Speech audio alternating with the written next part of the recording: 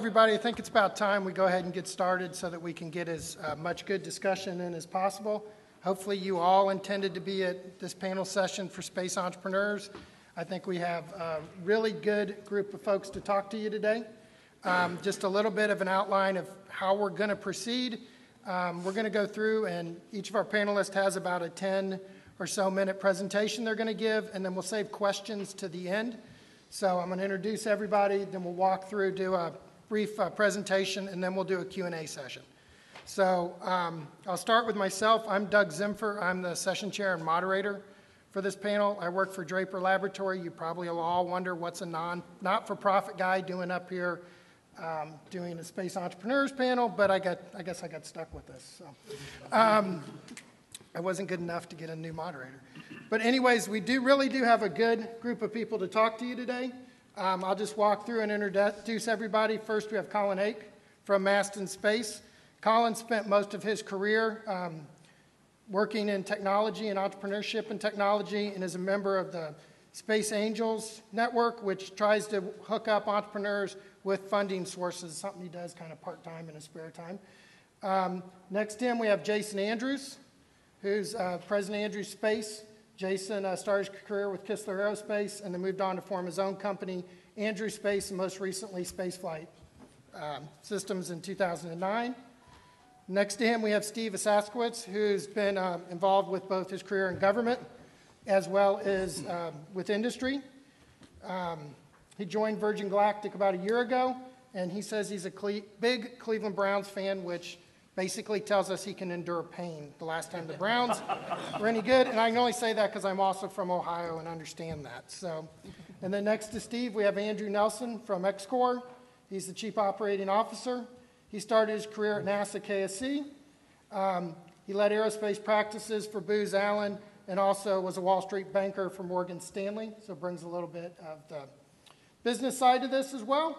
And then finally, we have Bob Richards, who's the founder and CEO of Moon Express, and he was also a founder and trustee of the International Space University and the Singularity University. So with that, we'll go ahead and get started. Oh, and then the last thing Janet's pointing out, I forgot. We do have question forms. If you'd like to write a question, please feel free to write something down on a question form. I believe there's some spread around the room still, or Janet will get you one. Pass it forward, or she'll try and pick them up, and we can get questions that way. And then also, we can have questions asked if we need to. So with that, let's go ahead and get started.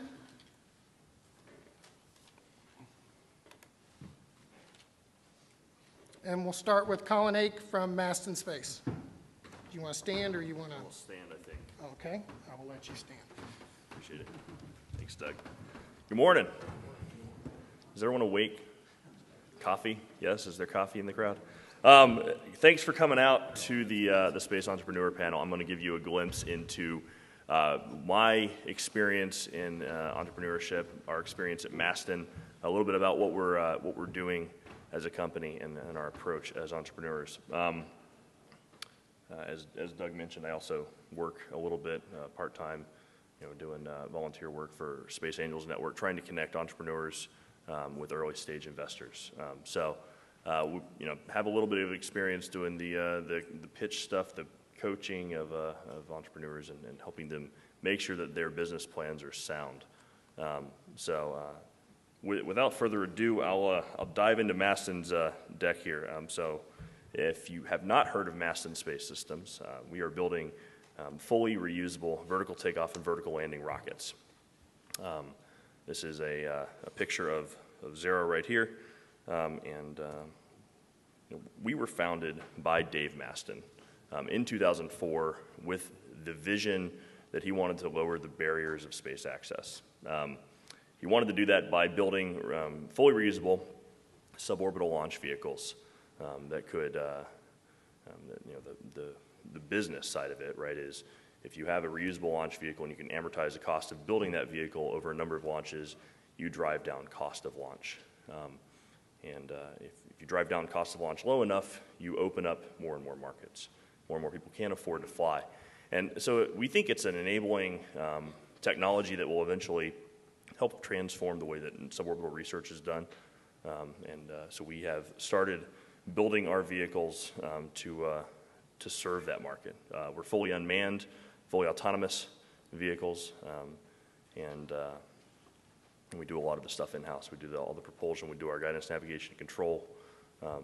We do our composites, do a lot of the work in-house.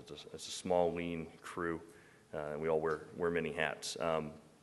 So with these reusable launch vehicles, Dave wanted to drive down the cost of launch. If you demonstrate the operability and fast turn times that aviation has driven into aircraft, and if we can drive those same values into small launch vehicle operation, then we think that we can help serve people that need either responsive launch to go look at something that might be of interest, a solar weather event or something of that sort. But also have the fast turn time to be able to refuel the rocket and fly it again in the same day even. And so everything that we do has that approach. We want to increase operability. We design everything so that it is easy to maintain and easily operable with a small crew. We also like to make our vehicles available as test beds. That's another way we help reduce the barriers of space access. By using our vehicles to test systems prior to flight on either an orbital vehicle or a larger system or a lander, you can increase the TRL level of that technology. And we want to use our vehicles as tools to help others. As entrepreneurs, we want to drive value to our customers. We want to provide those customers with tools and the unique abilities that we've developed in-house. And there's this little tagline down here is apply lessons from suborbital to orbital launch. Orbital launch is it's been on the roadmap for Masten, and we'll talk more about that at some point later. So we do have vehicles that have flown. We found in 2004, it takes a long time to build a rocket that flies, takeoffs and lands vertically. It's difficult. First flight was in 2009 on Zombie here on the left. She's flown hundreds of times now, both tether and free flights. Still in the shop, still flying. She's in great shape. Kind of the workhorse. It's a steel frame. We can hack stuff on, weld attachments on to help test instruments out. It's a really flexible vehicle. Zoe in the middle flew for the Lunar Lander Challenge. We won a $1 million X Prize. It was funded by the NASA Centennial Challenges program, designed to encourage innovation in VTVL vehicles. So we pulled that down in 2009. And on the right, we have Xray, which is a reconfigured version of Zoe, same tank size, same engines, and that is a vehicle designed for the higher altitude, the suborbital side of things.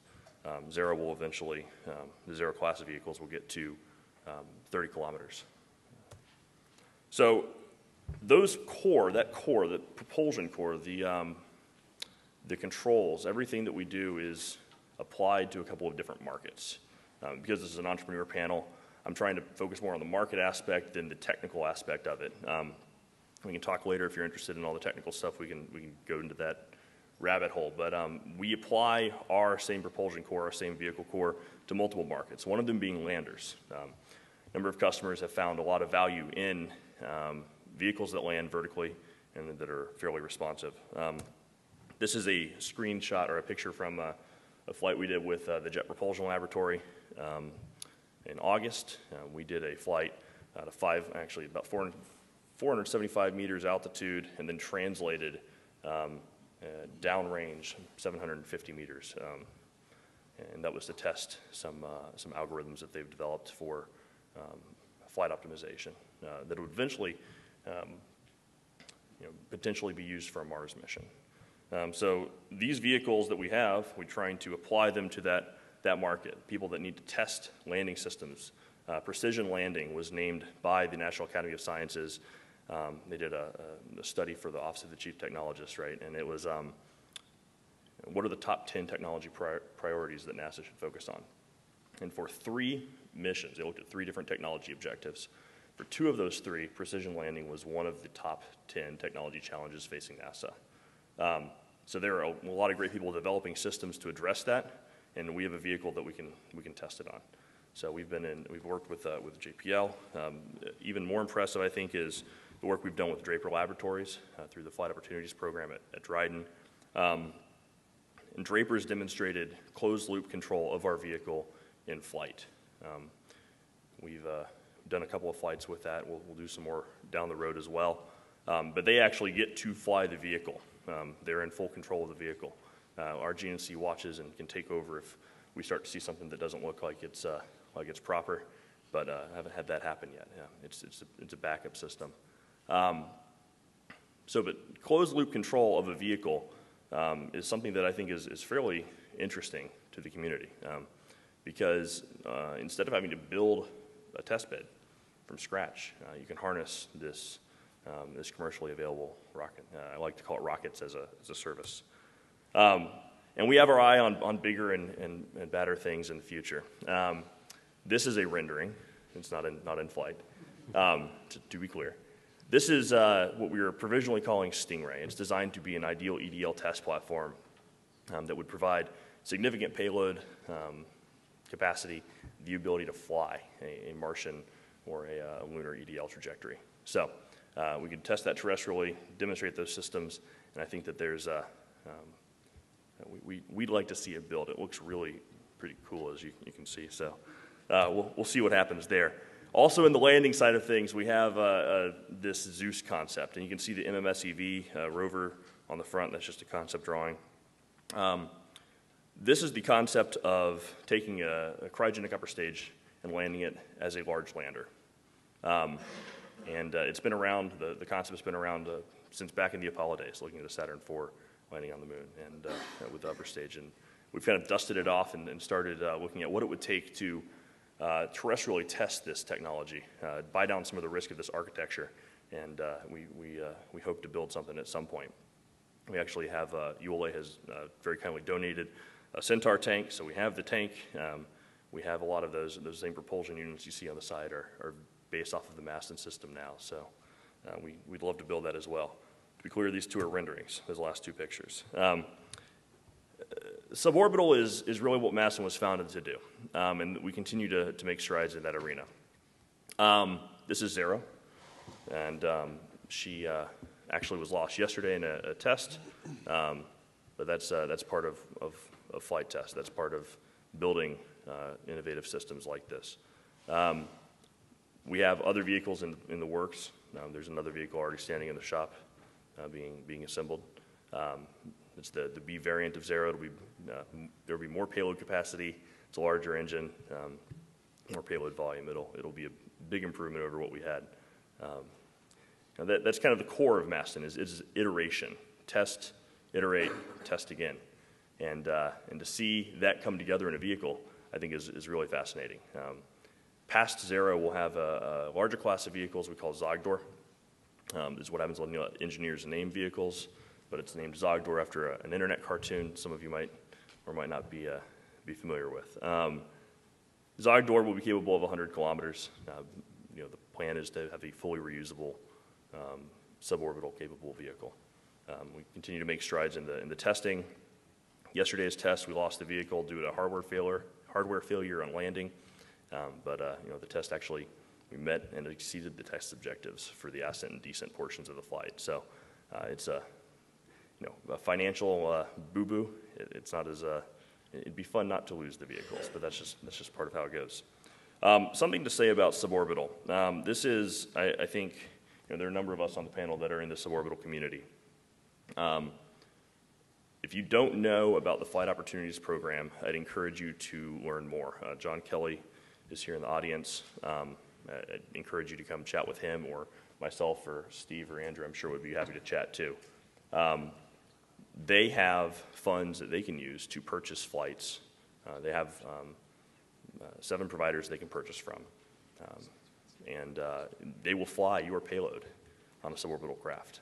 They'll pay for the flight. So they actually have a call out right now. If you want to know more about it, I'm happy to share how to jump in on that. I think it's a real great opportunity. It's not very often someone offers to pay for a rocket flight. So some test notes for us. Excuse me. over the last year, I talked about test and iteration. Last year and a half, since January 2011, we've done 227 that I could count in the first 10 minutes of looking this morning, test operations. And so, 110 of those were on Xray. She flew 110 times before she went down. We've had a number of flights on Zombie, and a number of test firings on new engines for the Zogdor vehicle, and a new engine for the next version of Xray. So it's about testing. I think encouraging entrepreneurs to test and iterate is crucial to seeing innovation make its way into the commercial market. Without those 227 flights, 227 tests, I should say, Masten would not be what we are today.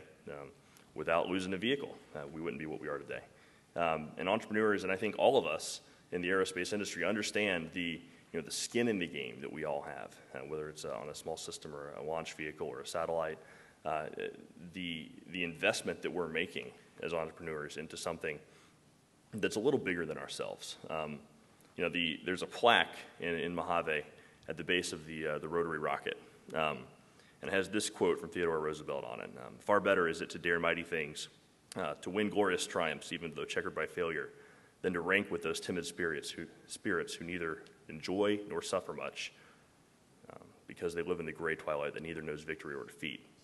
And I think that it's a great mantra that all entrepreneurs, everybody on this panel, everybody in the audience, everybody in aerospace, I think, really understands that regime that we live in. And so I think having an open stance towards that risk, understanding that, accepting that, is really what makes us entrepreneurs. That's really what makes us all entrepreneurs in our own areas. So that's my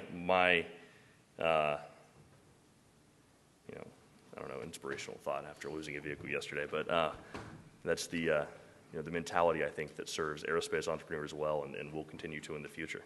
So that's it. Thank you.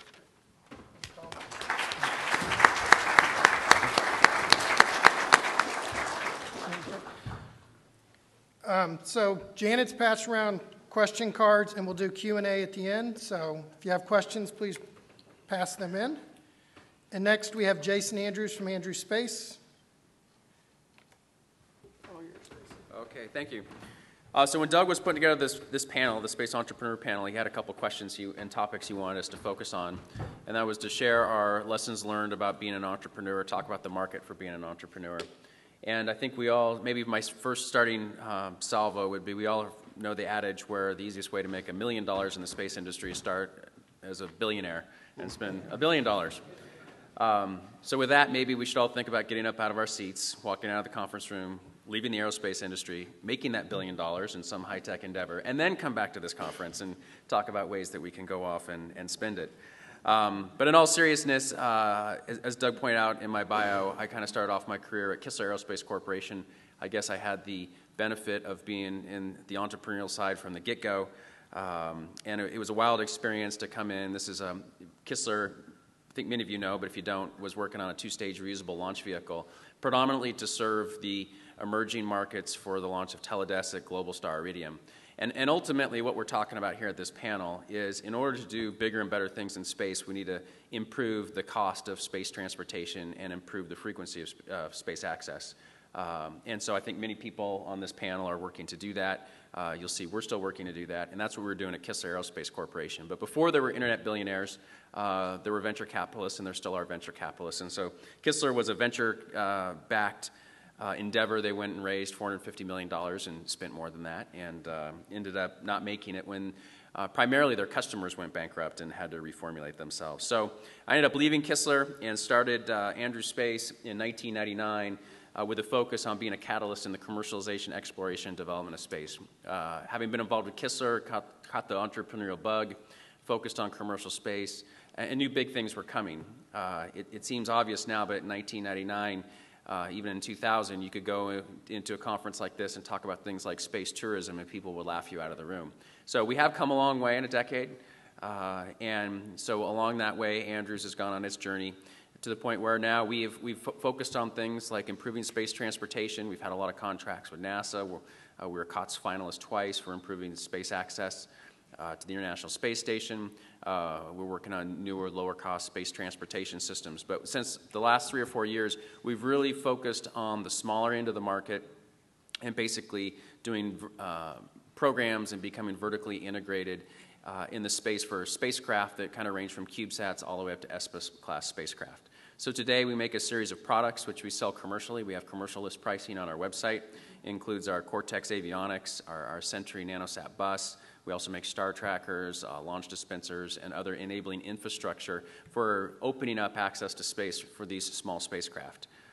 We also make fully integrated space systems. We have contracts to deliver integrated spacecraft. And then we also provide services to the industry to help enable this lower end of the market. So what I just want to give a quick overview on the 2 companies that I started, and then we can talk a little bit about the conference topics on entrepreneurship. So just specifically a little bit more on these.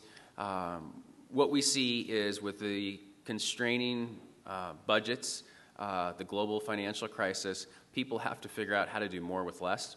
And as a result, they're also looking at how to come up with distributed systems.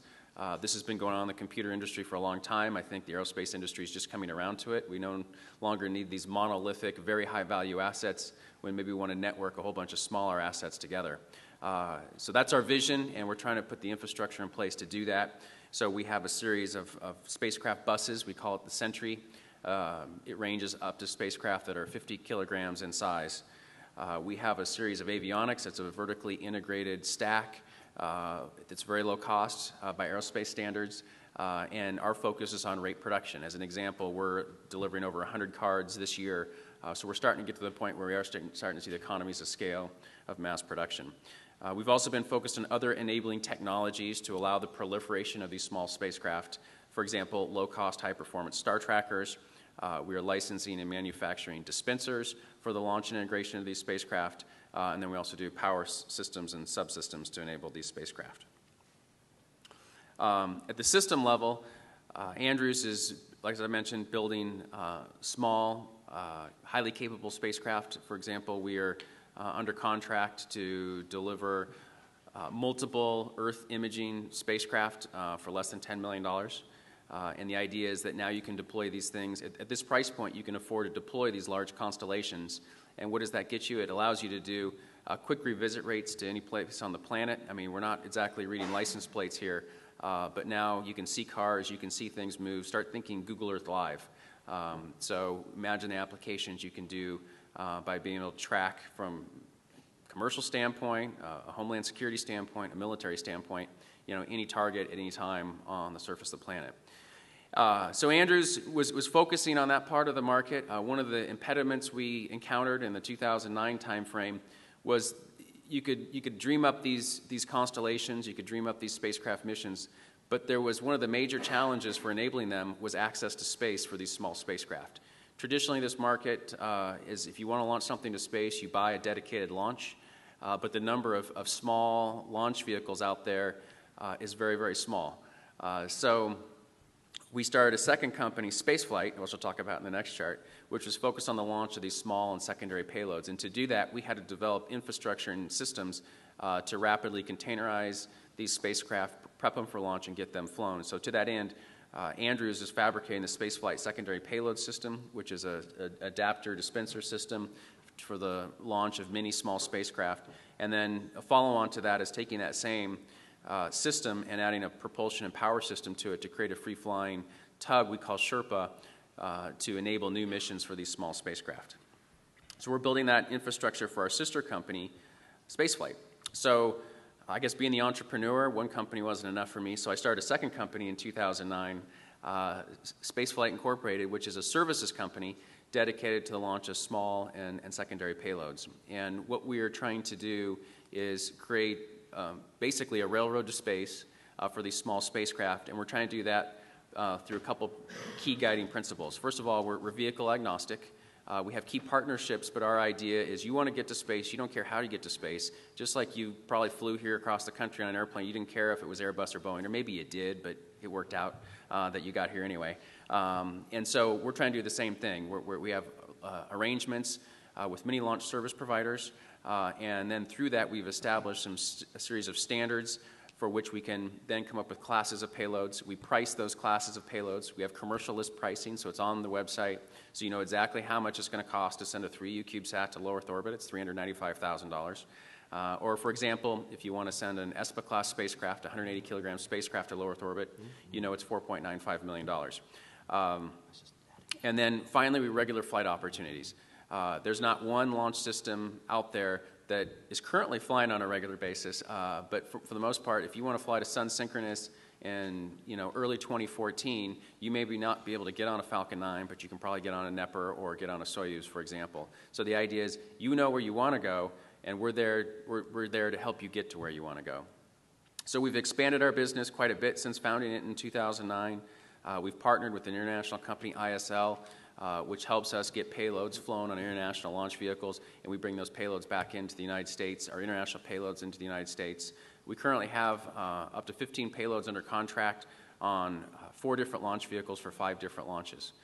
So we have payloads on the Antares flight, the demonstration flight that's coming up here at the end of this year. We have payloads on the next Soyuz and Nepper flight, as well as a Nepper in later 2013, and we have payloads on the Falcon 9.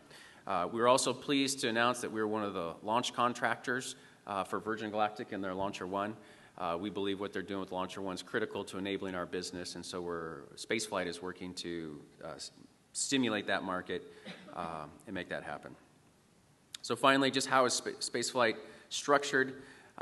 We basically arrange the launch opportunities. We are turnkey service providers, so when we say it's $395,000, it is $395,000. That includes the dispenser, includes everything required to get it on orbit and get it deployed.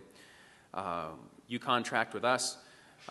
We contract then with a launch service provider. We take multiple payloads. We integrate them together into a single discrete certified package ready for flight, and then we arrange for launch services and get you flown. So that's a brief overview on my 2 companies, Andrew Space and Spaceflight. And so what I wanted to spend just a few minutes on was addressing some of the questions that Doug posed to us. And I thought they were really good questions. I mean, how do you compare the technical challenges of creating a business versus to the financial challenges of running the business? And I think, again, short of going out and becoming an internet billionaire and coming back into the aerospace industry and starting your own launch vehicle company or spacecraft company, the business side is very hard. I think on a positive side, barriers to entry are coming down. If it was the early 1990s, you couldn't do anything in the aerospace industry for under $100 million. Today, with companies like Spaceflight, you can now, and the technologies that are out there in the CubeSat community, we have customers who for a couple $1 million are going out and deploying a constellation of spacecraft to serve a market niche. So the barriers to entry are coming down, and that helps with the access to capital, because it's one thing to go out and raise $2 million, it's another thing to raise $100 million. One of our Spaceflight customers is actually using Kickstarter to finance his launch and spacecraft development, and he's been so far pretty successful at that. So I think there's a lot of new and interesting opportunities. What is the biggest hurdle you see in creating future space business? I think it's having a good business case is one of them. But at the same time, I think there's more opportunities today than there have been in previous decades. Thankfully, we do have a series of very wealthy individuals who are investing heavily in space. It's almost like philanthropy, and to that end, they're creating new launch capabilities and they're really not concerned about their return on investment, but it's going to benefit all of us, because with lower cost space transportation, with improved access to space, I think we can create new commercial companies that provide a wide range of services. Really, what you're seeing in this decade, I think, is humanity expanding out and creating a commercial ecosphere out there in low Earth orbit. And as part of that, there's a lot of key services that need to be put in place to make this happen. It's not a far stretch to look at, what does it take to make a city run? You need roads, you need communication, you need garbage services, huge opportunities in space debris. Once we figure out how to pay for it, someone's going to make a lot of money at it. So I think the market is ripe. I encourage you all to follow your dreams. and see where it takes you. So thank you very much.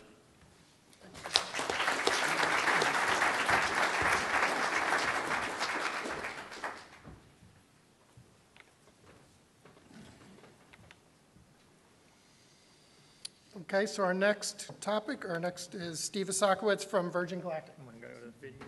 You want to start with the video? Yeah. All right. So we can go there. That one, right? We'll start pause. Oops. Is it hooked into the sound system? What? Is it hooked into the sound? Doesn't sound like it. It should go through the mic, though. No, because we're going to get for Okay. Good morning, everybody. Again, thanks for the invite to be here.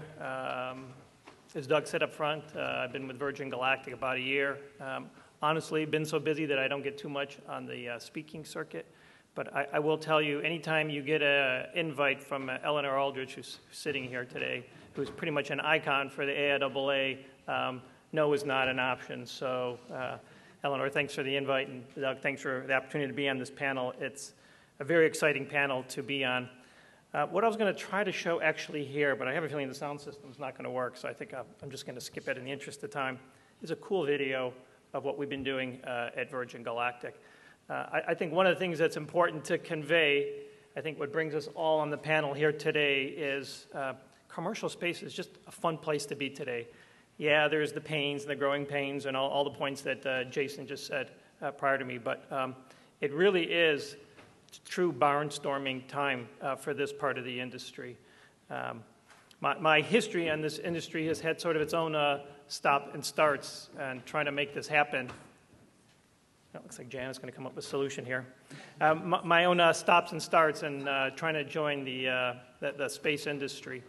In fact, just as Jason was referring to Kistler, I had sort of my own version of that on an old program called the Commercial Titan.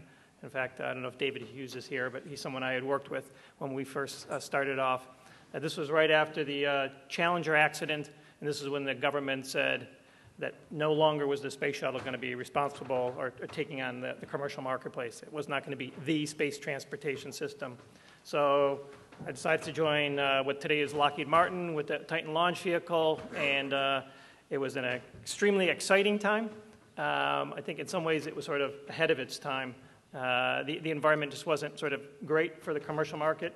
It was pretty tight. We were one of 3 providers at that point, and we knew one of them wasn't going to make it. Unfortunately, it turned out to be Titan.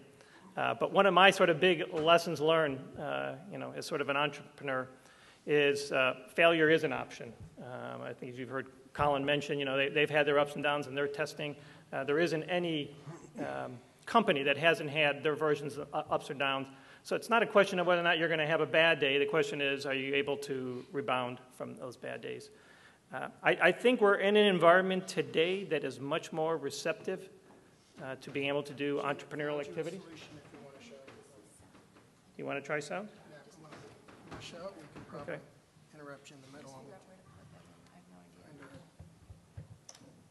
you guys have like a little pluggy thing for sound? For earpiece?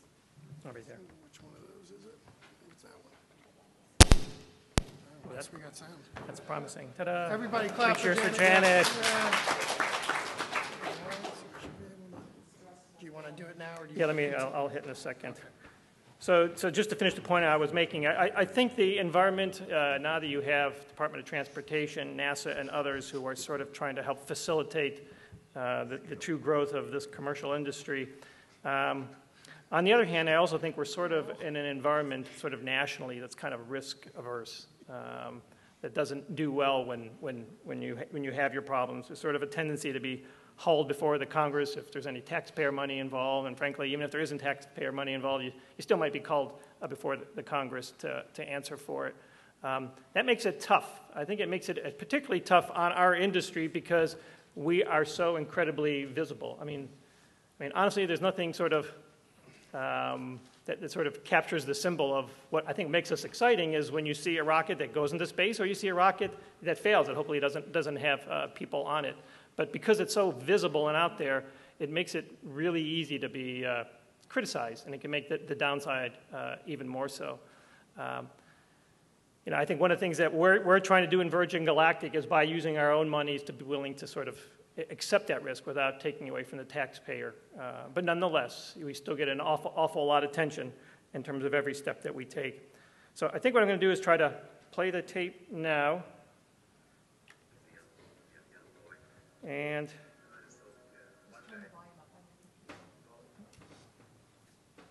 it is up.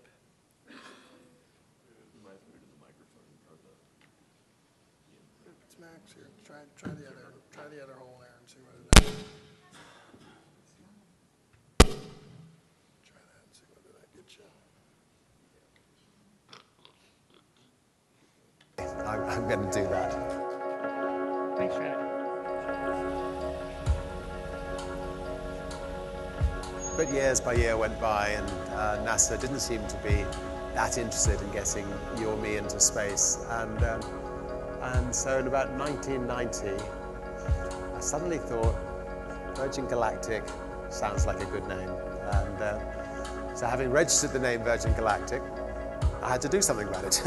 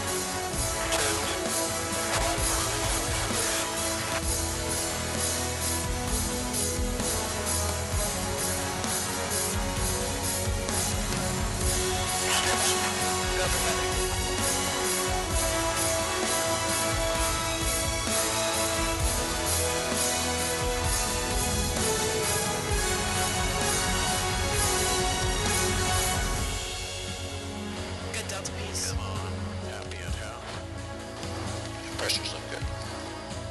Retracting the feather. Okay to lock. Locks are moving. Feathers down and locked. To be perfectly honest, I think it would be very sad for anybody not to want to go to space. I mean, if you're inquisitive about life and inquisitive about the world around us, most of what's around us is space.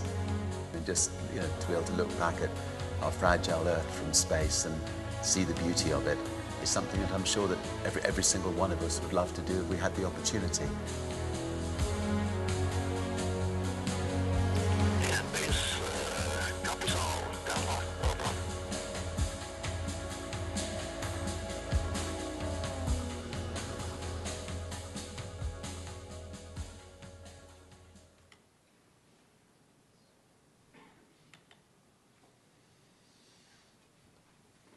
All right.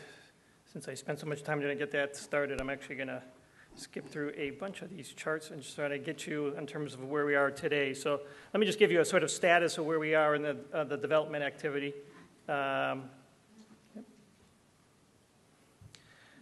We're in an intensive period of flight testing right now. A lot of what you saw in the video was a lot of the glide flights. We have flown almost 100 flights of the White Knight 2. We've really got the technical issues of that vehicle behind us. Most of what we're doing right now is sort of training with the pilots as they prepare for the eventual powered flights, which is coming up next. We've done 22 glide tests. We've done some very recently to demonstrate the feathering technique, which is an important technique for us to assure that we have a safe vehicle when it comes in for landing. On rocket motor testing, we think we're at the point now that we have a rocket motor that we're going to be using for our initial powered flights. Those initial powered flights are going to be very important in terms of demonstrating that we've got the basic right design in place and also will be critical for pacing us with regards to getting into commercial operations. This is a picture here of Spaceport America, which we had dedicated just last year, an incredible facility just north of Las Cruces. If any of you have the chance to go out and see it, it really is an architectural marvel.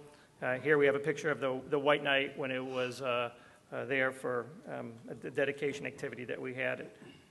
Right now we have a skeleton crew there, and we'll be transitioning in a more aggressive fashion once the vehicle is deemed ready to be flying into commercial operations. Hard to tell from this picture, but it's a cutaway to show, just like Colin talked about the research program at NASA, we're also working with NASA to provide opportunities for research and educational opportunities, also working with some university principal investigators. We do have a configuration that allows us to take out seats and put in a payload rack, so you have sort of mid-deck size lockers that would be available for suborbital research. As Jason Andrews was pointing out, a little over a month ago at Farnborough, we announced a second product that leverages the investments we've made in the White Knight, and that's for a small launch vehicle that we call Launcher 1 to be placed underneath the White Knight, capable of launching up to about 500 pounds into low Earth orbit. We're looking to get potentially initial test flights of that vehicle around 2015 and commencing into commercial operations in the 2016 timeframe. This is the magic of computer graphics. This is actually a picture of what the Launcher 1 would look like on the White Knight. It looks so realistic that I remember when we showed this at Farnborough, people said, "I can't believe you already have this thing flying." So no, we don't have a stealth program that we just unveiled. And again, as Jason was referring to, we're working with folks like at Spaceflight, other companies such as Skybox, who have signed agreements with us to be flying our vehicle when we have it built. In aggregate, this could represent a backlog of many dozens of dedicated launches. We think we're sort of fitting a nice niche which is consistent with where our brand wants to go. We like to play in areas that, frankly, others are not playing in to try to be sort of first to market in a way that opens up the market. There's nothing new about having a small launch vehicle, but I think what makes us different is we're going to try to provide a small, dedicated launch vehicle for what we believe is going to be the burgeoning market of small satellites, being driven by what's happening at the CubeSat level and on up. We think there's an opportunity for a lot of innovation, and there's sort of a dearth of suppliers out there, and it's pretty challenging to be going over to Russia to fly your payloads, and even as a secondary payload, although the cost might be low, it's hard to base your business plan around the uncertainty of flying in those kind of vehicles when you're trying to put up a whole constellation. Let me sort of finish where I started. I think having had the opportunity to return to Virgin Galactic is frankly a lot of fun for me. As someone who's worked in the government for many years, it's actually extremely refreshing to be out there in private industry again. I think what makes it even more fun for me is in our venture, we're not dependent on government funding, so it really just sort of leaves it up to pull it off. Clearly, we got to work with the government. There's, export control, ITAR, regulatory licensing with the FAA that we have to work through, but it does give us a lot of freedom. I particularly like this logo that we've come with. We call it the evolution of flight. It shows, the early dreams of man with wings on it, from the Wright brothers to the X-1 to commercial airplanes, the lunar lander, and of course, Spaceship One, and then at the top of there, we're showing Spaceship Two. It's catching on when people so much believe in what you're doing that you could actually go to a conference and find that the person who's sitting in front of you will actually have it tattooed on their back. And I got this in an email like a few months ago. One of the guys that is working on our projects sent this out saying, "Man, anybody who's willing to put the tattoo of our logo on their back, we can't let this person down." So this is even more inspiration to make sure we get it right, besides all the obvious and exciting reasons that we're in it. So, does she? Anyhow, thank you very much, and look forward to questions.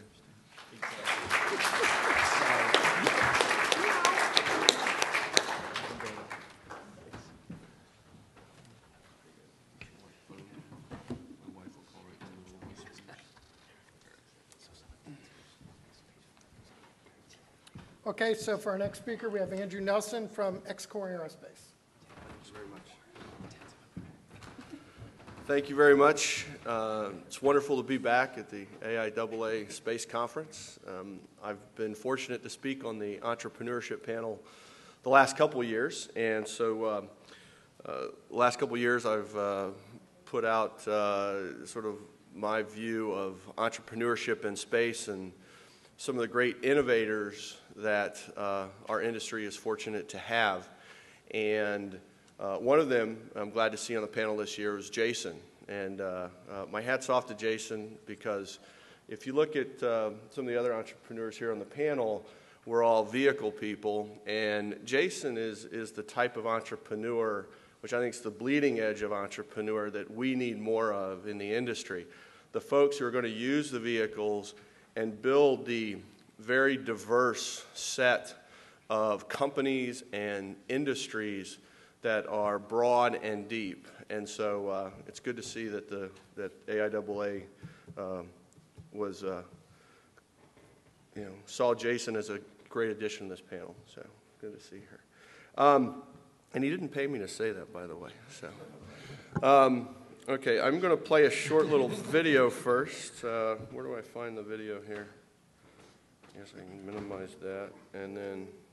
So this is just a short 90-second intro to Xcore, and everything you'll see is real hardware except for the very last set of images, and then I'll follow up on that with a few slides.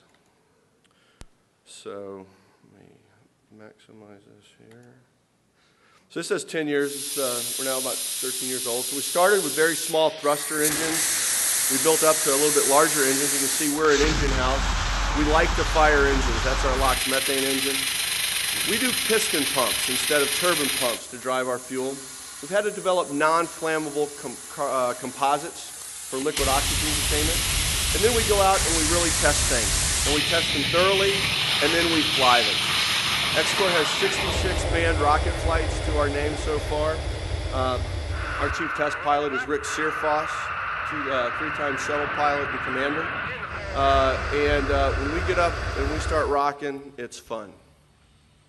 And this is at the Oshkosh Air Show with the X-Racer. We're now in the midst of building the links, and I'll give you some more additional information on that, but this is just a very short summary. Take off from the runway like a normal aircraft. After about 50 seconds, you're going supersonic. Climb rate's about 1,000 feet per second at its peak. It's about Mach 3.5. You peak out in the production model at over 100 kilometers. See the thin blue mantle of space. You get that overview effect, the awe of my goodness, we're all part of this planet. And it's a long glide home and a great celebration. So that's a very short 90-second summary of where we've come from and where we're going. So are you guys ready to go? Yeah. Raise your hands. There you go.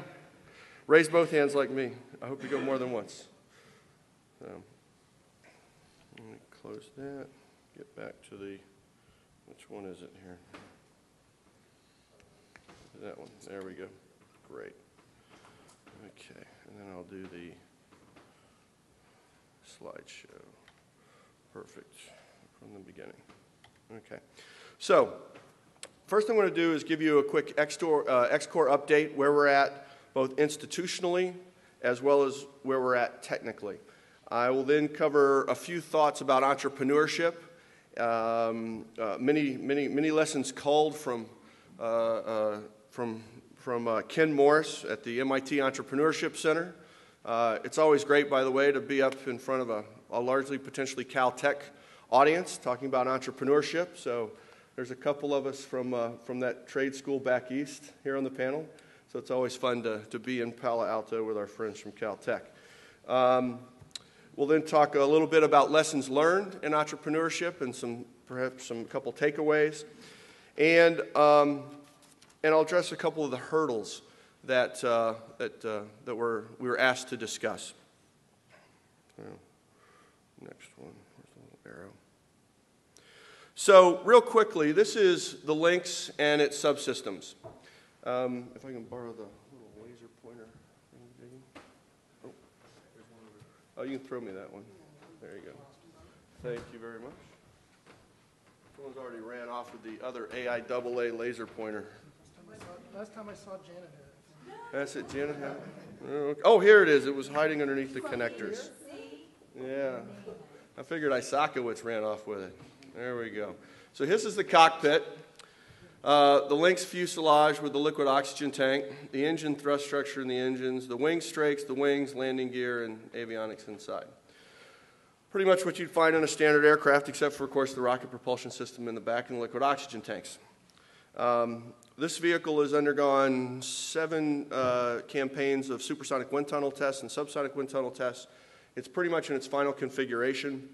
I think Jeff and Mark Street want to run out and do another few days in the wind tunnel, which is always, I think, the case with the engineers. They can never have enough wind tunnel time, but it looks pretty solid. This is what we're going with. So recently, we issued the production contract for our cockpit. It went to AtomWorks in Centennial, Colorado. This is an X-Core design with Quartus Engineering, third-party independent structural and thermal review. We have just announced yesterday, although the contract was released some time ago, for the wing strakes. The wing strakes, again, another X-Core design. It's a very complex part. It holds the fuel, the kerosene that we burn. It also has the mounting points for the landing, for the main landing gear, and it also has RCS thruster bays installed. And it's a complex form shape. So it's a rather complex piece of hardware, actually. And so we're very happy to have that on contract, and that is with Fiberdyne up in Tukwila, Washington, which I think is where you're at. So recently we've had a number of institutional announcements. So we are based in Mojave Air and Spaceport.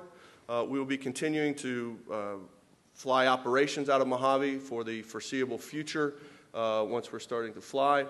And our R&D activity will be there until next year, when we will start to relocate the R&D activity to Midland, Texas. We made an announcement recently that Midland was the winner in a rather long and competitive process to figure out where we wanted to do our long-term R&D activity, including Flight Test Center. So the state of Texas and Midland were excellent choices. And there you see Governor Perry and Rick Searfoss looking into the full-scale Lynx model during the announcement. We've also made a recent announcement that, and this was about a 2.5 or 3 year process, but we were determining where we would like to have an East Coast operational location for the Lynx. And at the same time, we had always announced that once we had demonstrated and saw enough market demand, that we would relocate or establish, I guess I should say, a production facility which was separate and distinct geographically from our R&D center. The folks that we have in the R&D function always want to change things every day and every minute. And when you're in a production environment, you don't want anything to change. So we wanted to make sure that those people were separated from each other. And so we put one in West Texas and one on the east coast of Florida. So hopefully there will be no cross-contamination of one and the other. So that is it for my slides. So I now want to go to a few comments that we were asked to address, and that's entrepreneurship in the space environment. I think at a high level, if you want to talk about entrepreneurship, you really need to ask yourself 5 questions if you really want to be that entrepreneur. If you have a product, a service, whatever you want to do, the first thing you really need to know is, who's your customer? And the next thing you really want to know is, what is your customer's pain? Because your customer's not going to pay attention to you unless you can help them ease their pain. And so you really need to know how you're going to ease their pain. So that's the third question. And the fourth question you want to ask yourself is, how am I going to differentiate myself from all these other guys trying to ease the customer's pain?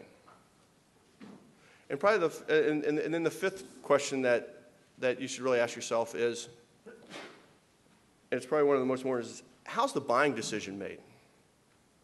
Because you can have the best product, you can have the best service, but if you can't sell it, then what's the point of doing it to begin with?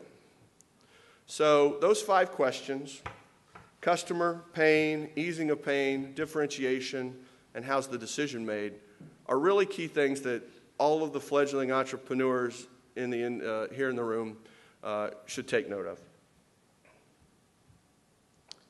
Now, once you decide to embark upon this great adventure of entrepreneurship, as Jason mentioned, it's great to start in the aerospace business with over $1 billion, because then you're guaranteed to make at least $1 million. However, there's a few lessons that we've learned at XCorp because we don't have the friendly neighborhood billionaire backing us. We've had to scrape and scramble, sacrifice to get to where we're at today. So a few of the lessons learned along the way. And the first 2 are acronyms that I like to throw out. And they're complex acronyms. The one is BWISI, B-I-W-I-S-I. B-I-W-I-S-I. Believe it when I see it. You have no idea how many times an entrepreneur is promised money and it never shows up in the bank. How many times have you been promised that contract for $50,000 is going to get you through the next few months, and 2 years later, it still hasn't arrived through the contract vehicle that, Northrop, Lockheed Martin, whatever big government company you're trying to get it through, it just doesn't happen. So make sure that you don't count your chickens before they hatch. Believe it when I see it. The next one is a larger acronym, CFIMITYM. I can't even pronounce it. Cash flow is more important than your mother. Okay? Cash flow is very, very important. You can have lots and lots of contracts and go broke because all the payment plans are back-end loaded. If you've ever done a contract with XCorp, you'll know that you always give us a check up front. We never make a press release unless we have a check that's cleared the bank. Cash flow is more important than your mother. Make sure you understand your milestones. Make sure you understand what the contract really says about those milestones. If it says that you have to do a firing of an engine, fire the engine. Doesn't mean you have to have all the pumps working or whatever. If the contract says fire the engine, you fire the engine. If you say that you're going to fire the engine with all the pumps running, and fire the engine with all the pumps running. Get your check. Payment terms, very important. Never sign up to 60-day payment terms. Ever. Ever. Even if you're working in Asia. Never. In fact, try to get paid in advance. So cash flow is more important than your mother. I guess I've hit that one on the head. Did I say anything about cash flow? It's more important than your mother. Don't sell your soul or the crown jewels. Okay? In our business, the crown jewels are intellectual property.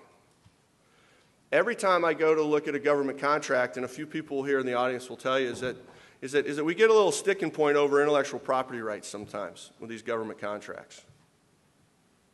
Learn about FAR paragraph 2.101, the definition of a commercial item. If you need to, go out and do a prototype first. Try to get a loan for $10,000 from your family or whatever to do your prototype so that you claim all the intellectual property and file a provisional patent or whatever it takes, and then bid your government contract. But protect the family jewels. And the other thing I want you to mention is VCs don't like space at all, and they don't know how to take risk. VCs are not in the risk business. VCs are in the business of earning money. So don't expect to step in and show them the best whiz-bang rocket and expect, the guys in Silicon Valley to open up the checkbooks. There's only really been a couple real VC investments in space businesses recently. Recently being the last, 7, 8, 9 years. There's been a lot of angel investing in it, but not real VC, not top-tier VCs. There's been an investment by Founders Fund and DFJ into SpaceX after they had the multi-billion-dollar contract with NASA. Okay, well, the Founders Fund was a little bit earlier, but there's a whole storyline behind that. So I think it's changing, and once SpaceX goes public and Virgin goes public, then we'll have our big Netscape moment. So, Stephen? Good, move along. Come on, get going. But it's important to realize that. Figure out where you're going to get your funding. Your angel networks are very important to you. And finally, the hurdles I'll leave you with. The hurdles in the space entrepreneur area, I think the top 3 are money. Did I say something about cash flow earlier? Money, cash flow. Regulatory uncertainty. We, if you don't know it, are right on a bleeding edge of a potential disaster in our regulatory environment. If one part of Congress decides that it's okay to stop the learning period that we currently have in the Commercial Space Launch Amendments Act of 2004 and go into full regulation, potentially, that's not based upon experience but on supposition, this whole industry is going to screech to a halt instantly. And that's a big issue. So talk to your congressmen, write your senators, especially your senators. And the other thing is export licensing. In order for these businesses to be the great, large, multi-trillion-dollar industry that we want it to be, like the internet and communications and the airline industry and that sort of thing, we need to solve the export licensing problem. And people are working on it, but I can tell you, when you're out there, and I think Steve can tell you, Colin can tell you, I can tell you, Jason can tell you, it's a pain. It's an issue. And we need to solve that problem. We need to be able to protect American jobs at home by having an enlightened export licensing regime. No one wants to sell to North Korea, trust me. But it really would be nice to sell to the Australians. What's the problem? So, those are my hurdles, my takeaways. I thank you very much for your time. Entrepreneurship is hard. It's a lot easier being an engineer somewhere in a big company, but be an entrepreneur. It's God's work. Thank you.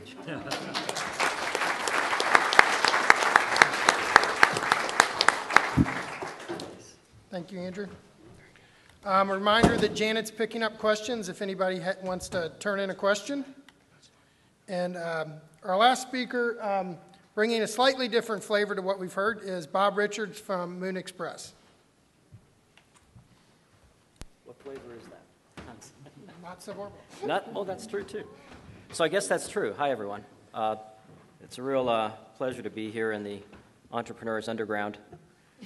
And I guess that's true because we're talking about expanding the economic sphere of Earth outward, and where all these wonderful people are really sort of concentrating the capital of where some short-term markets are in low Earth orbit, where my head has been for the last 5 years or so, is moving that economic sphere out another order of magnitude from that 25,000 miles to 250,000 miles called the moon. We choose to go to the moon, not because it's easy, but because it's profitable. And for those of you who are lunatics, you'll know this is the 50th anniversary of John F. Kennedy's famous "We shall go to the moon" speech. So I couldn't start this talk without that reference. And also, I couldn't start the talk without showing on our cover slide 2 very important customers of Moon Express who were an important part of the story. Not the only part of the story, but a very important part of the story.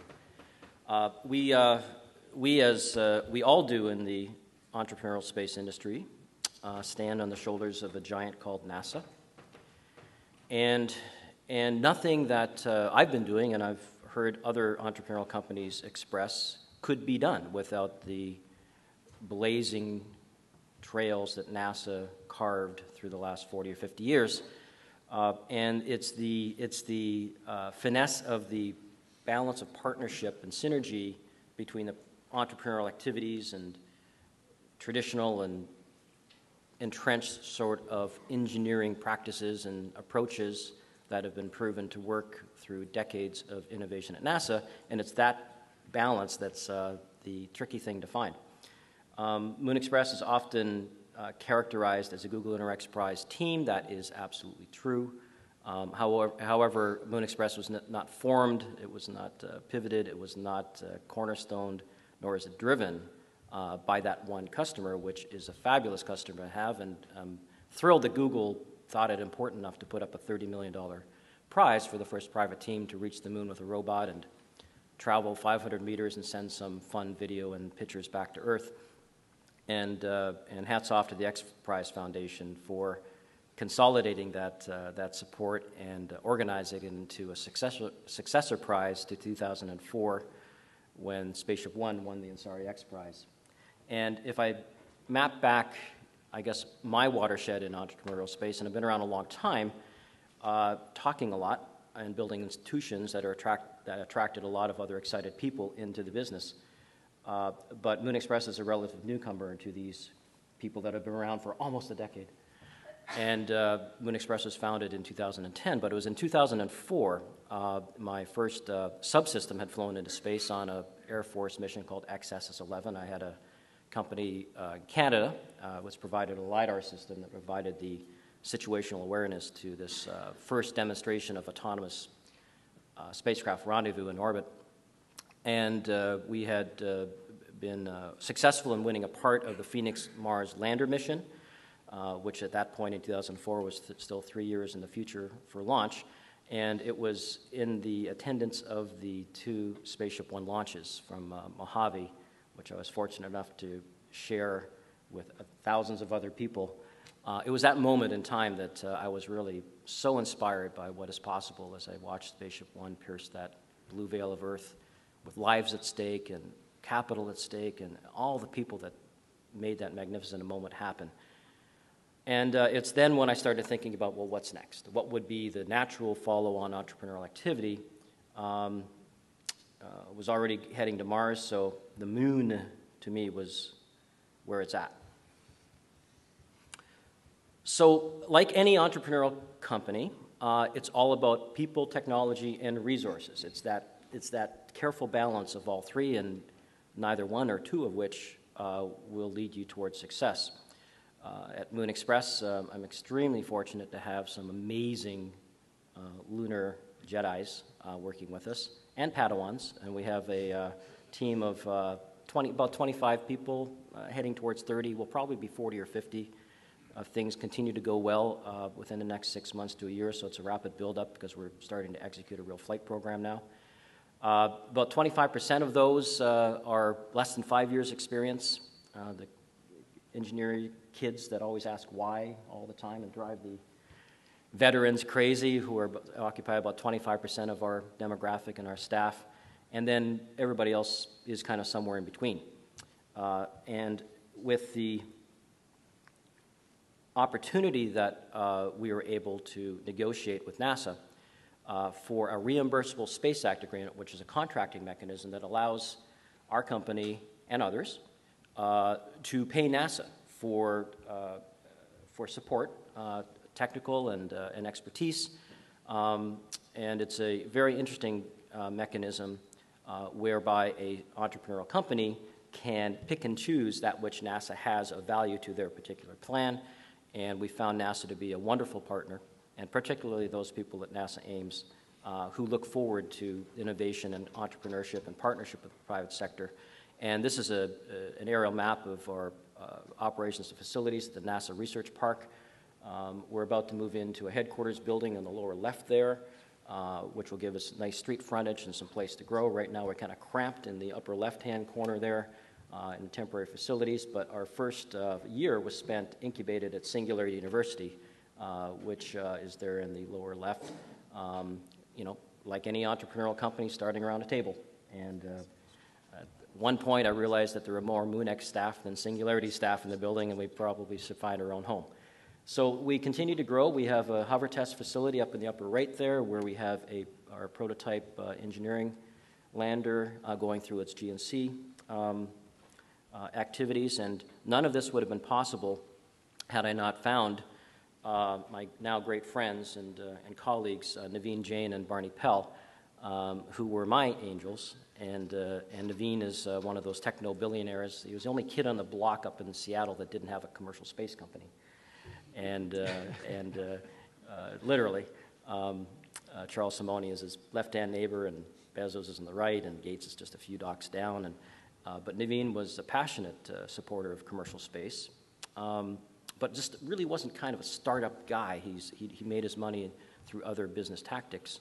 But Barney Pell, who had been an employee at NASA Ames for several years and led the artificial intelligence group and had been involved in several space missions, all of us found each other through the Singularity University startup, and we found a great chemistry, and I told them about my crazy plans for a lunar mission. They got excited.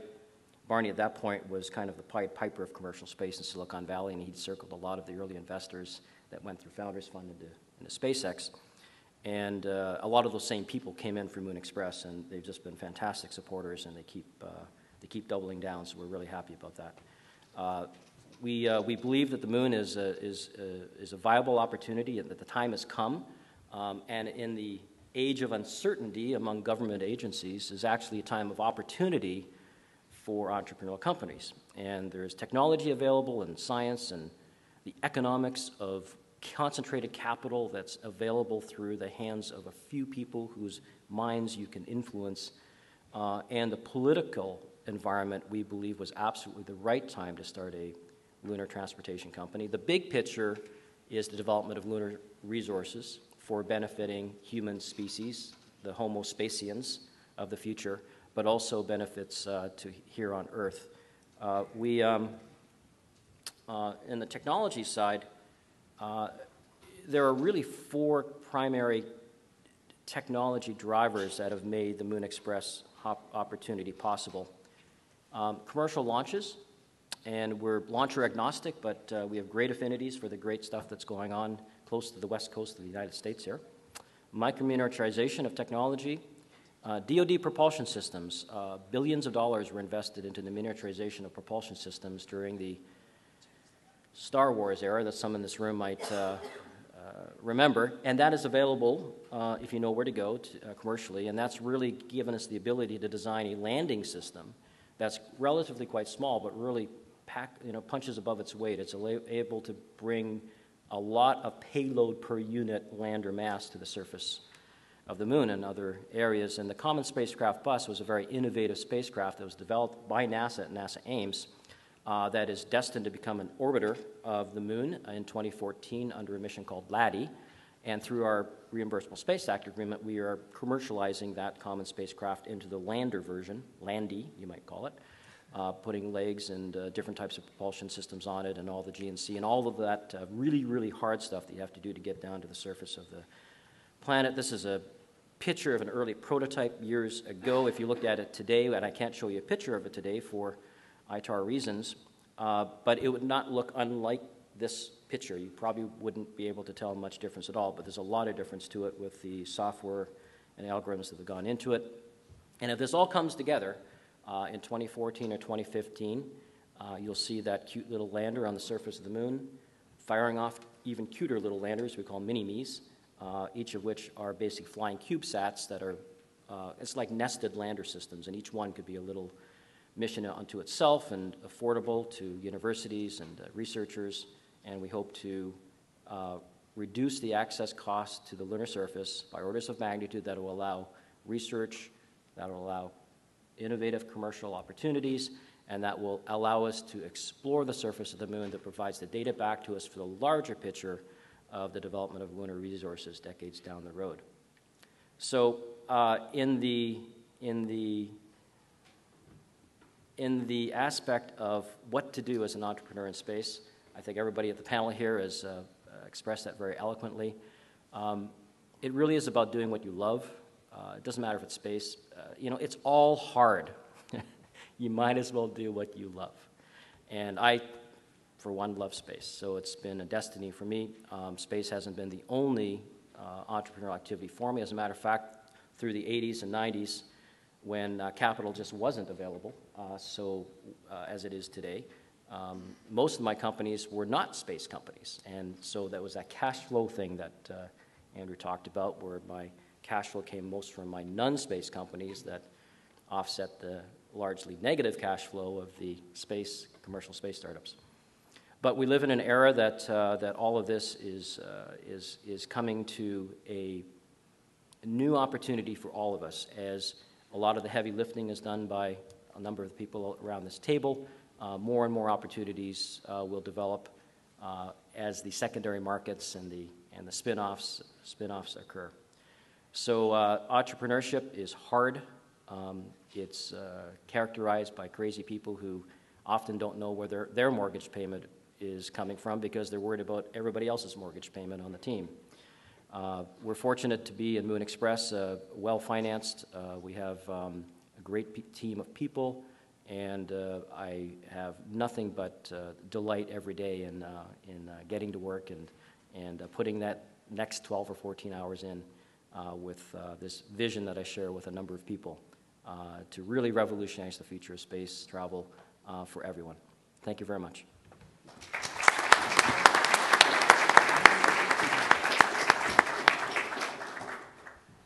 Okay, one last plug for any questions you want, get them to Janet, and we'll get up here and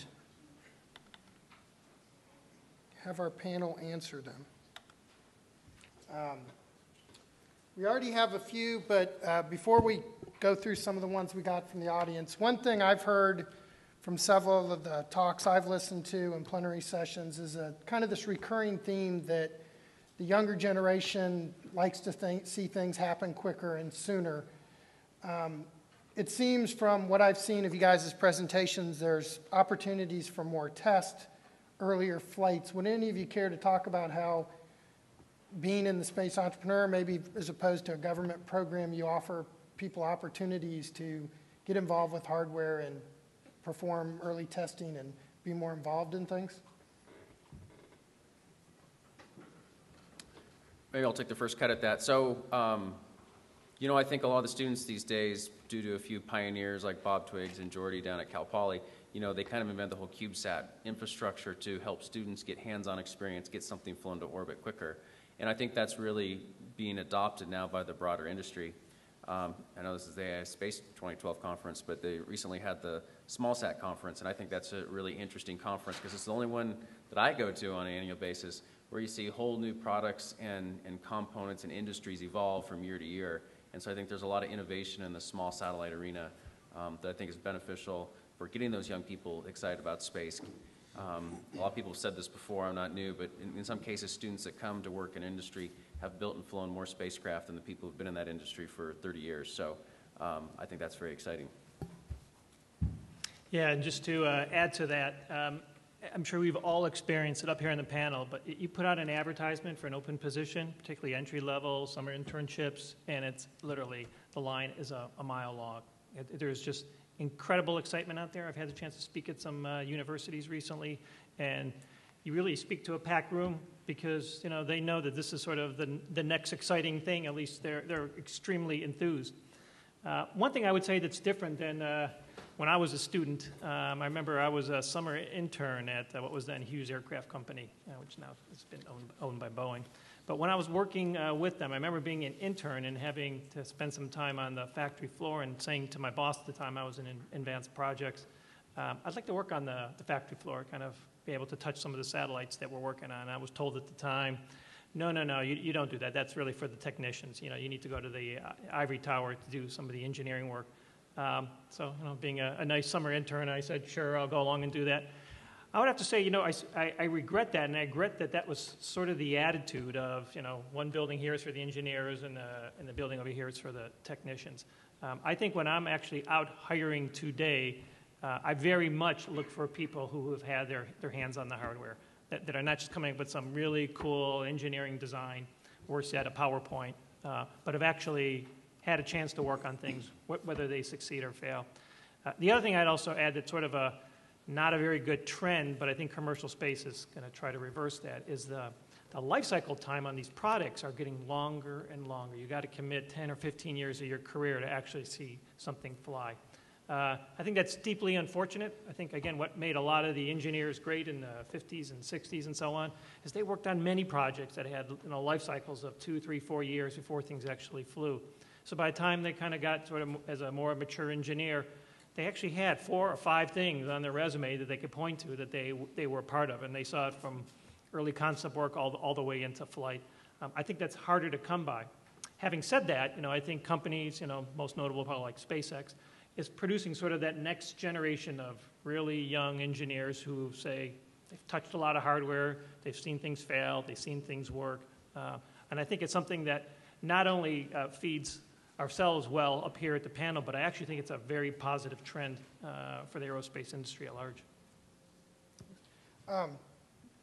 Andrew Nelson, building a little bit on what Steve said, one of the questions we got for X-Core, he was talking about hands on the hardware. So one of the questions we got was, you had talked about splitting up your production from your R&D facility. Mm-hmm. So one of the questions was, in that move from California to Texas, did you lose people? And I think I'd add on that, so how do you make sure that your R&D folks still have the hands on the hardware, which I think everybody agrees helps in your design? The R&D people have to touch the hardware. They have to build it, they have to test it, they have to fly it. And we haven't relocated anyone yet. So we'll be expanding out to Midland next year once the spaceport license is put in place, and we're at a sufficient point in the Lynx flight test program that we feel it can be moved, or if it's completed. So that's a little bit off. So we haven't lost anyone. We've polled all of our employees, and we don't think we're going to lose anyone. And the way we're growing, there's going to be roles for folks in Mojave as well as in Midland as well as in Florida. So in terms of the hands-on,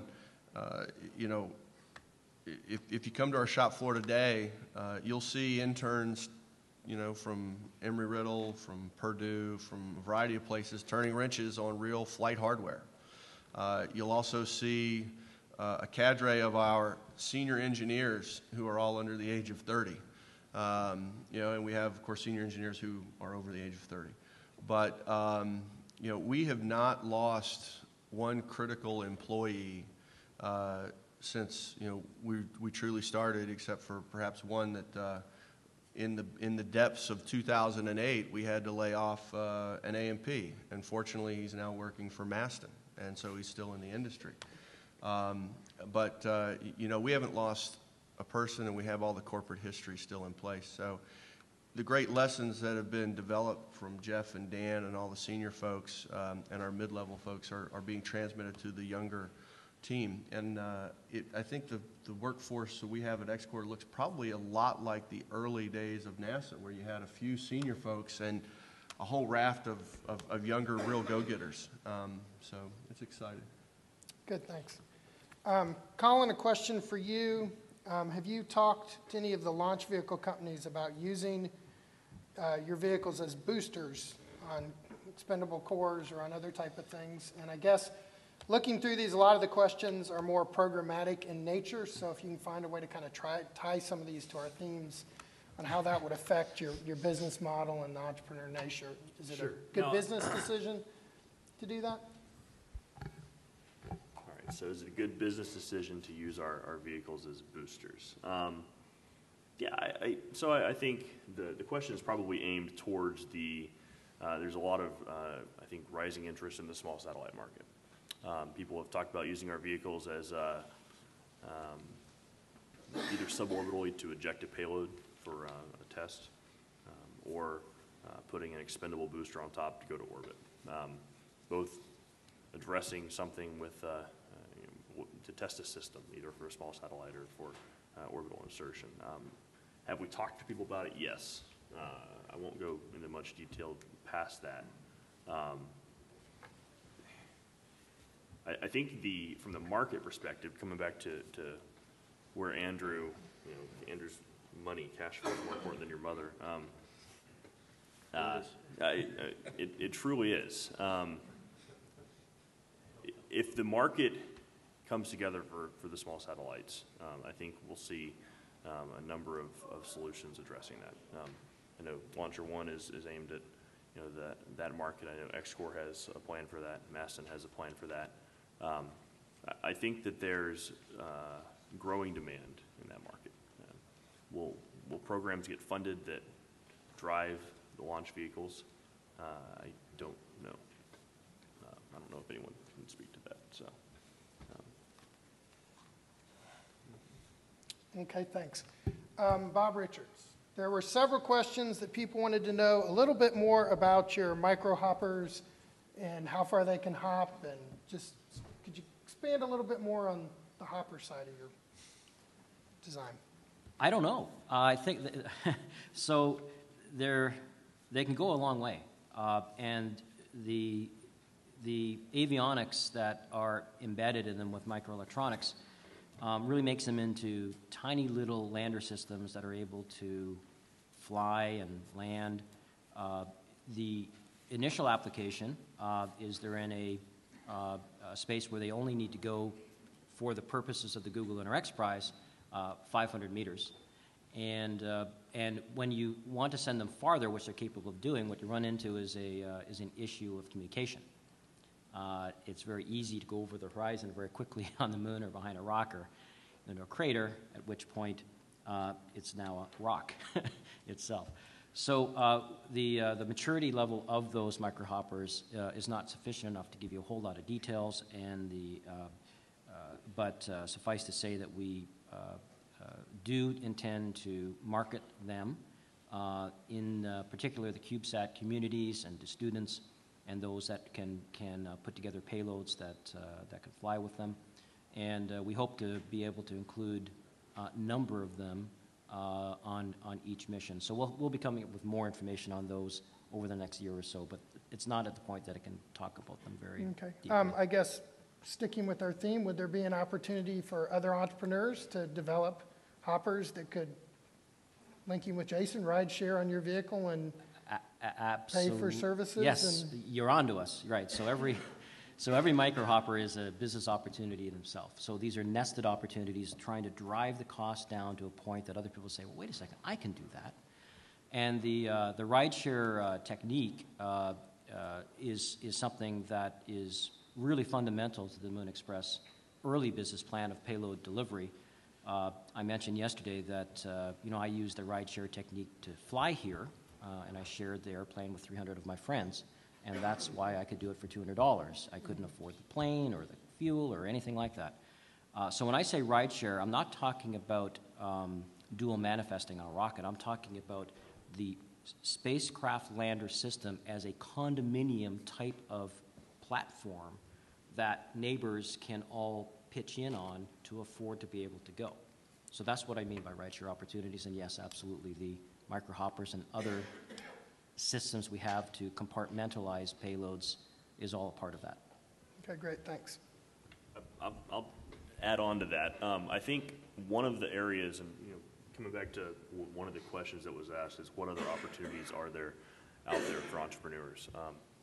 I think Moon Express and Jason have kind of hit on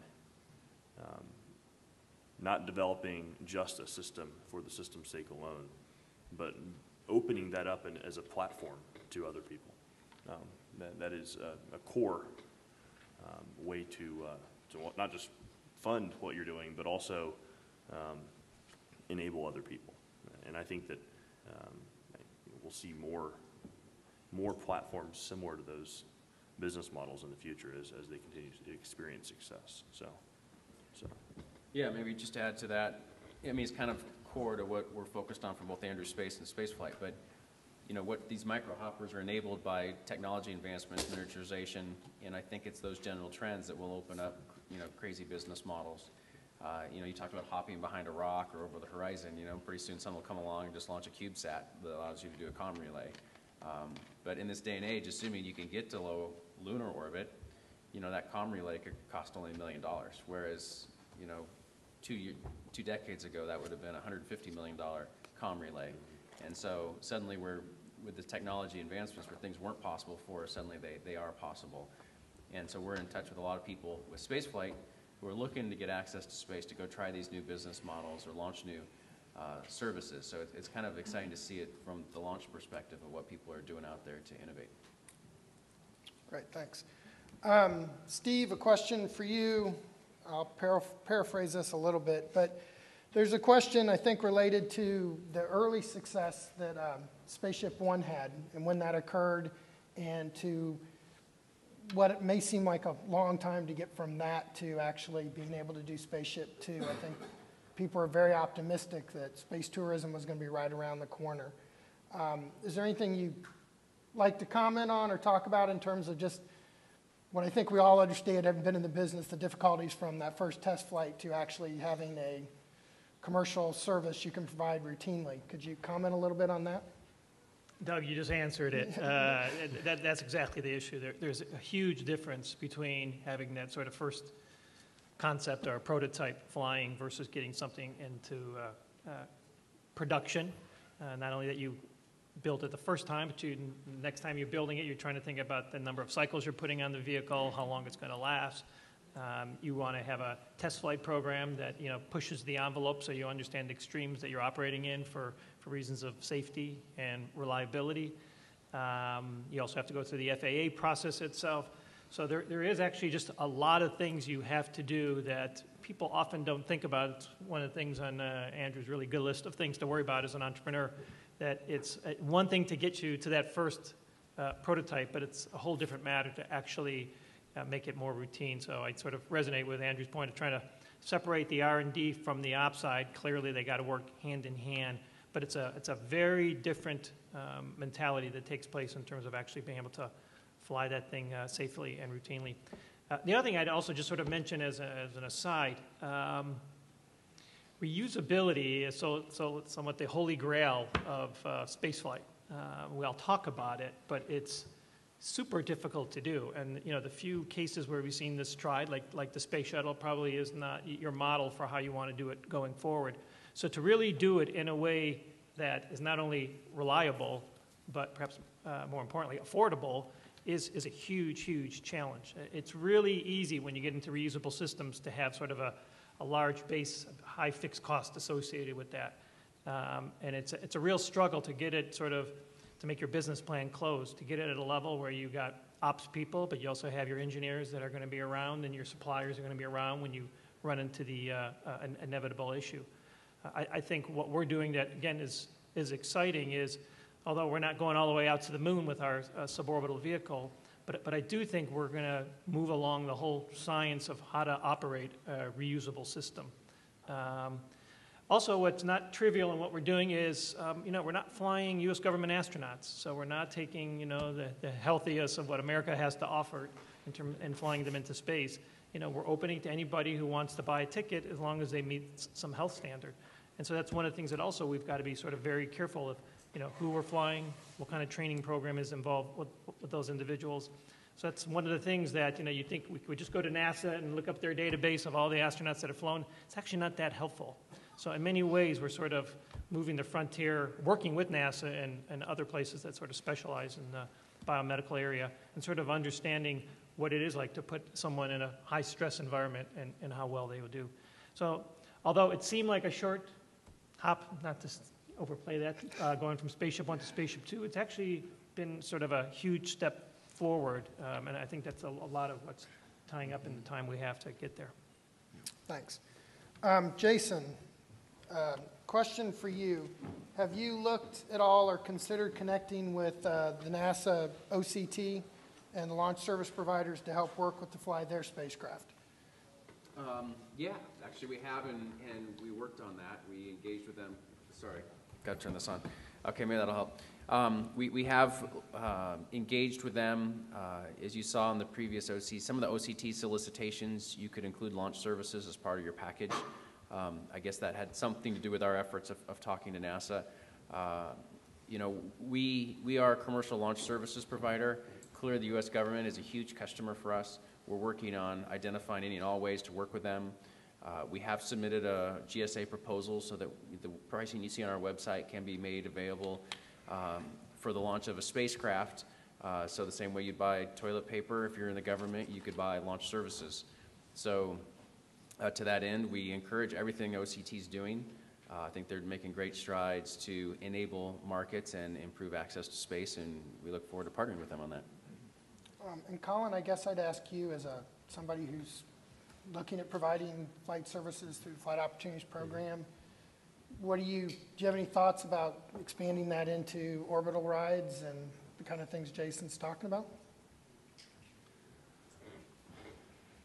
So I think there's the possibility to do that. I know that, Flight Opportunity is focused on the suborbital side of things.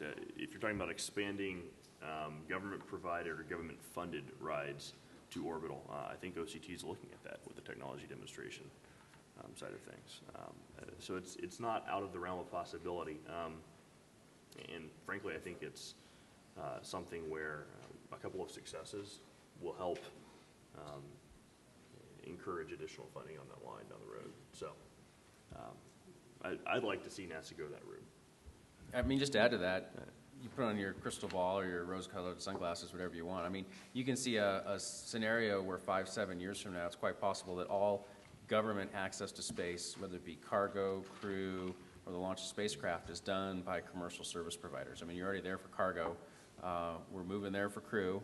And everyone knows the cost of ELV is maybe untenable in the long term.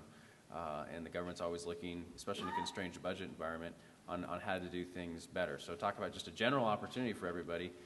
Again, this is probably for the billionaires of you in the room. Developing your own launch system to service those markets could be something you should look into. Okay, thanks. Are there billionaires in the room? Yes. If you are, raise your hand. They'd like to talk to you. I guess for Bob Richards and Andrew Nelson, we got a question about, in terms of cost, what's the balance between hardware and software? It's kind of a specific question, but since you're both building vehicles, probably a good one for you. It's really easy for me. Yeah, go ahead. You go first. I have de minimis costs of software in our vehicle, except for, I guess in theory, we're paying for a little bit in the avionics, but we don't have an automatic flight control system. Our automatic flight control system's in Rick Searfoss's head. It's a stick and wire system. So, I mean, we use SolidWorks, but I don't think that's really the nature of the question. No, I don't think so either. So I guess, it's the moon model is a little bit different, I think, than others that involve human passengers. So the odd thing about the we're sending robots to the moon is that there's a very large disparity between the hardware cost and the people cost. Hardware, I mean, it's about you can argue that it's on the order of $100 million venture. It's not 50, it's not 100, it shouldn't be 150, might be, but it shouldn't be. But it's kind of on that order. We're counting on about $75 million for our first mission, and there'll be some economies of scale coming down. By far the largest factor there is the launch vehicle itself, over half. And the cost of the hardware of the lander and all the boosters and all it's 95% hardware. Now I'm talking about compared to the staff in Moon Express themselves, which would be a small percentage, like less than 5% of the actual mission cost. But if you look at the actual people involved in producing the rockets and everything else that support the mission, that would change. But it's a very imbalanced, typical plan where the people cost far less than the hardware, and that influences the way that we finance the mission. Okay, and building on that, Steve or Colin, you guys both have vehicles. If there's anything you'd like to add, I'll give you a chance. No, actually, the same as like Andrew just said, in our vehicle, the way Scale designs it is intentionally to be de minimis on software, since that's usually the item at the end that bites you and delays the program. So it's very analogous to what's happening at X-Corps. So we belong to a different religion at Masten in the vertical takeoff, vertical landing vehicles, and so we make a trade-off. Instead of having a person in the vehicle, we have software that flies. And to give you an idea of hardware versus software, so Xray was standing up in the shop, did first flight probably a year and a half ago. And software takes a long time to fix, to tweak, to test. The hardware probably takes up 30% of that time. If I look back over the year and a half, 30% of those tests have been to test hardware, to work out some tweaks in the hardware, and a lot of it's been software. So vertical landing has that trade-off, and it's more difficult, a lot more time on the software, but we don't have anybody on board. So I may provide an alternate view. I mean, for those entrepreneurs who want to talk about software, is, you know, from what we're seeing in the small spacecraft arena, is that the hardware is almost a commodity at this point, or will be very soon, with processors, capabilities. You know, I think what we gonna with the improved access to space, lower cost access to space, the low cost of producing very small spacecraft. I think in the next 5 to 10 years, we're going to darken low Earth orbit. I know there's a lot of garbage there right now, but we're going to add more sensors and intelligence capabilities. And then as we do that, then it's all about the software, because we'll be collecting a lot of data, and everyone wants it in a real-time fashion. So it's going to be all about, we've created the platforms. Now it's about creating the applications that reside on those platforms that make it do intelligent things. And so I think there's lots of opportunities there. And it doesn't take a lot to have a 3-person software team and come up with a killer app that turns that into a multi-billion-dollar business. So if you want to find an opportunity, dream up what that, you know, killer app is for all these sensors in low Earth orbit and how to process that. Okay. I'm going to give each one of you one final question, and then we'll just go down the line, and everybody, if you kind of address this question if you care to, or give us your closing thoughts. We've got about 15 minutes left, and with 5 of us, that should be about 3 minutes apiece. So the question is really, there's probably a lot of people in this room who provide hardware and build hardware. How do you get them interested in using your services, and how do you attract them to what you have to offer?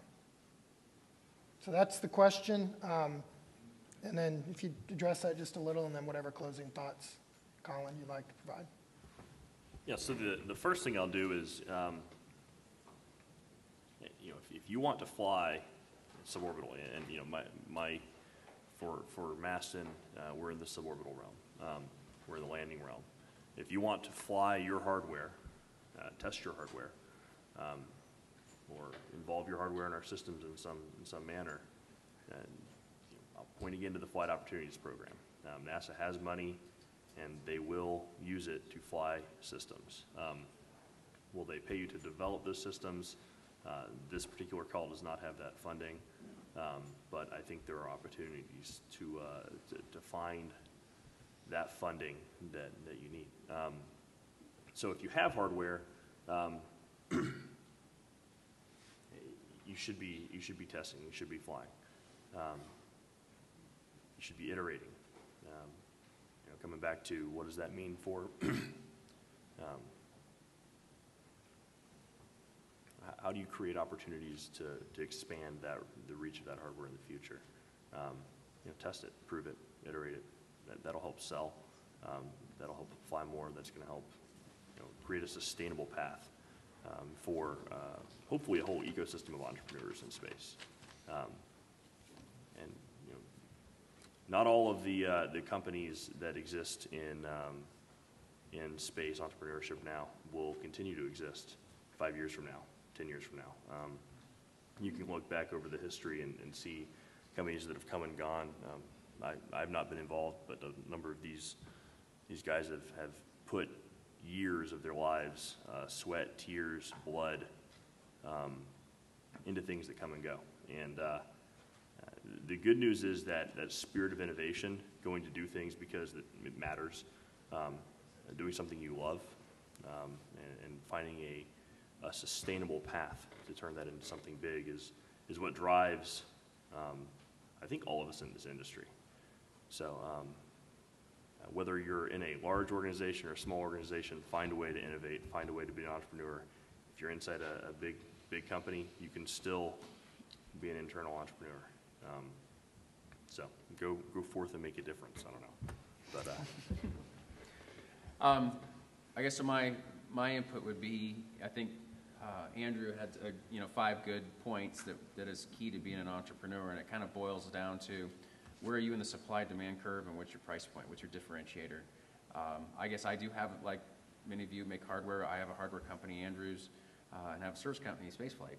And I know for Andrews, it is how did you differentiate yourself? Do you have the killer product? I mean, did you invent warp drive or unobtainium? I mean, those things always sell well. But given that most of us haven't done that, you know, you're in a market where there's a competing product. So what is the demand for that product, and what's your price point relative to your competition? And so, like many of you, Andrews, we have long proposal cycles, and we're one of 15 bidders for a single award. I understand that well. Appreciate the pain and suffering of that process. I would say Spaceflight, on the other hand, we're in a different part of the supply-demand equation, where, quite frankly, we sit there and the phone rings, and it's people wanting to buy access to space. So, it's just about identifying the opportunity and pricing it right, and then go off and executing it. And I think everyone likes to talk about SpaceX, but I think you look at the product that they've put out there, at the price point they've put out there. For the moment, if you give them that they have to execute on it, there's no competition, and they're soaking up a large part of the market. And so all of us have the same opportunity and challenge to go work on every day. I think for us at Virgin Galactic, it's actually kind of easy to let our product be known. You got to start off with a Sir Richard Branson and just let it go from there. But unfortunately, not everyone has the benefit of starting with a knighted head of your organization. So I think what's also key is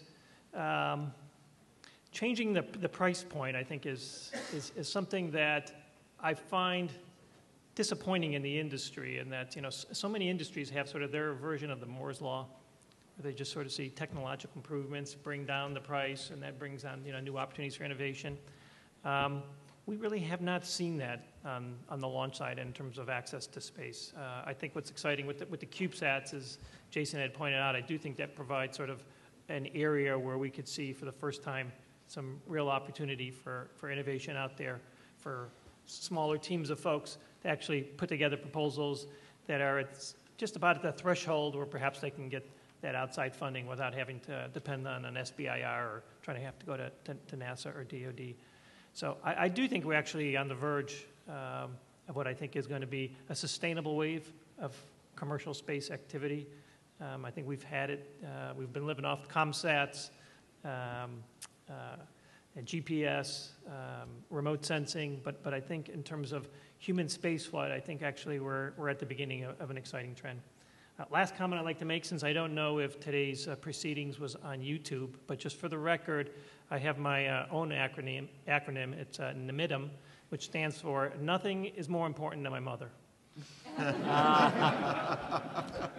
Especially if she's providing cash flow. And that's the difference between a CTO and a CFO and a COO. And I won't mention Branson.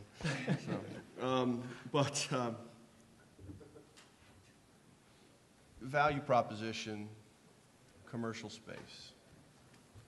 5-8 years from now. LEO access, 2 orders of magnitude lower cost. 3 orders of magnitude improvement in safety over today's systems. And a wait time of not 3 years from when you book the mission, but 1 day.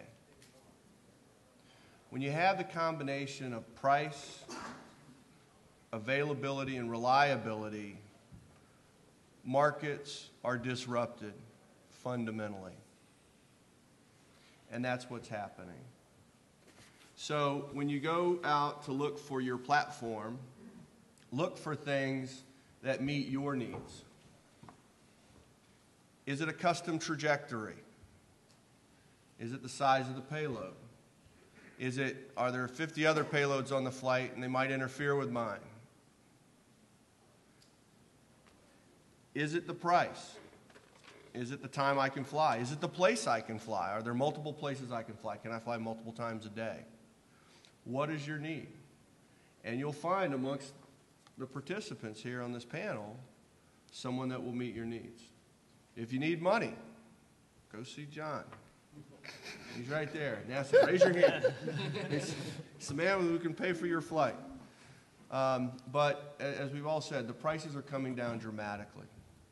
And the way business has been done for the last 50 years in space is over with. And it's going to be great for everyone. So what's the value proposition? How can we meet your needs? Help us differentiate ourselves. Because there's room in this industry for a lot of different players and a lot of different niches. And as for the entrepreneur, a lot of opportunity for yourselves. and there's a lot of opportunities for the VCs. So hopefully they'll get the message.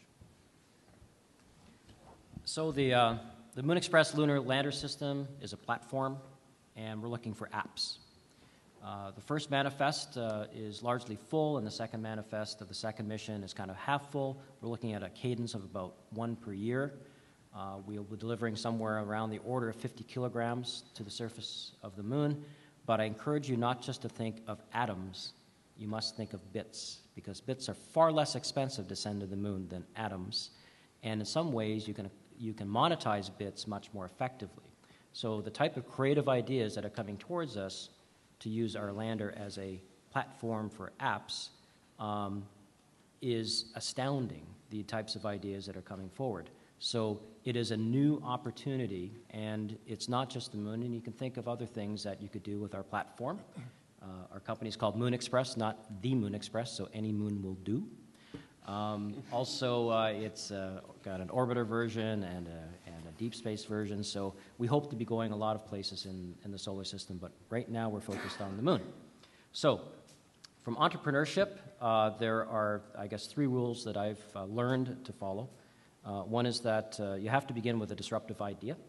That brilliant idea, though, is absolutely insufficient to get you where you want to go. There's a billion ideas that have just died on the vine.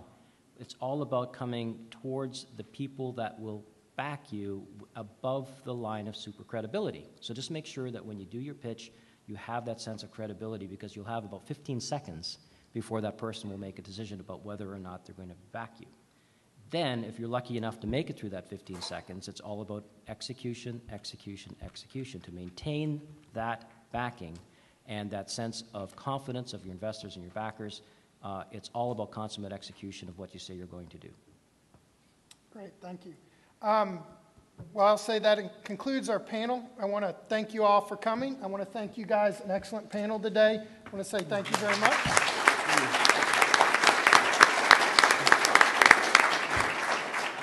And we don't want to hold you from lunch. So. Andrew, good to see you.